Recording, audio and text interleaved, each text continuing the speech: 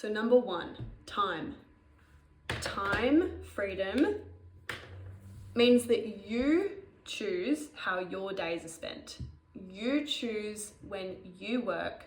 You choose who you work with. And you choose your pace.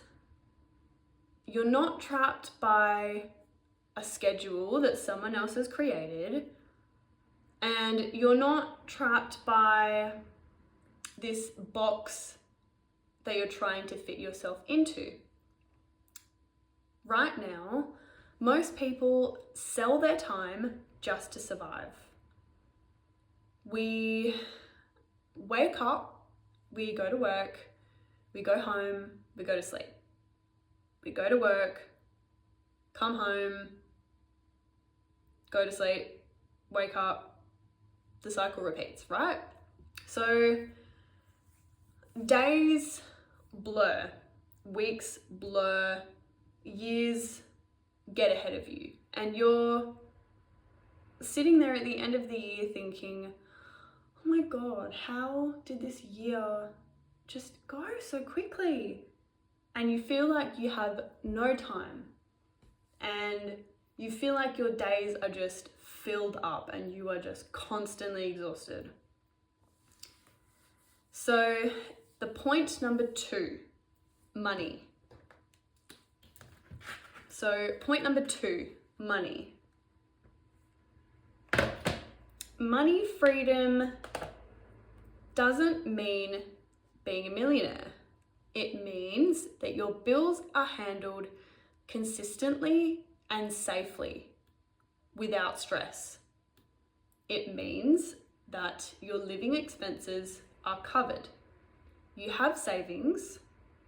You're not panicking at every emergency. Your money is growing even when you're not working. Number 3.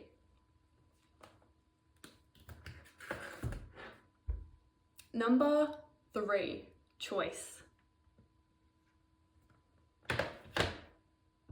This is the emotional part of freedom. So if you're currently a little bit overwhelmed, hopefully this doesn't add to that. Freedom is choice. Freedom is the choice to rest. It is the choice to travel. It is the choice to leave a job.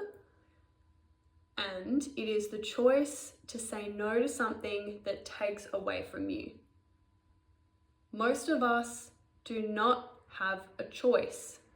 We have obligation. And they are 2 completely different things. Financial freedom is simply the movement from obligation to choice, from survival to control. Now, here is the real shift. We were raised to think to get more money, we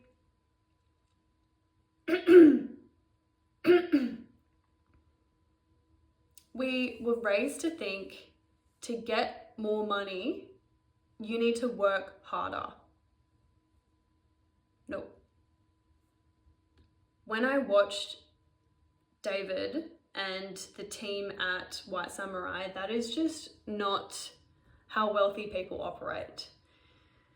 So wealthy people focus on making their money work harder than they do. Let me just say that again. Yes, money does work. Money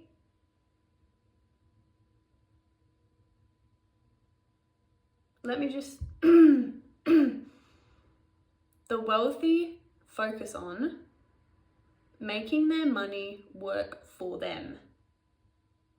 And let me just reiterate that again. Money needs to be working for you.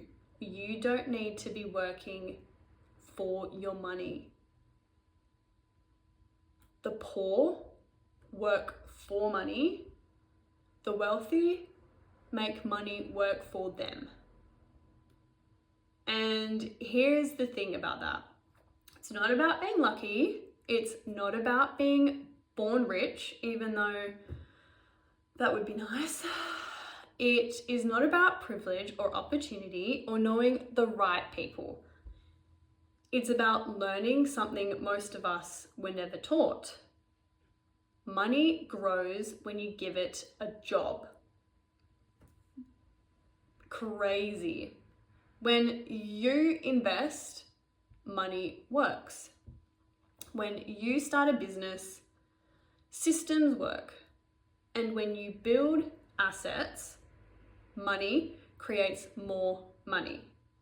That creates money that creates money. So you want your money to work for you in junction with you working for your money.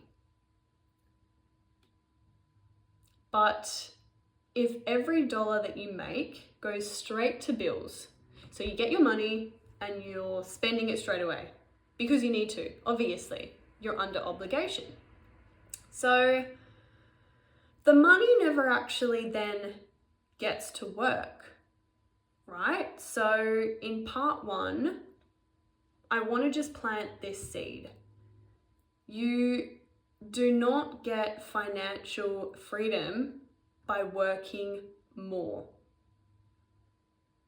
You do not get financial freedom by working more.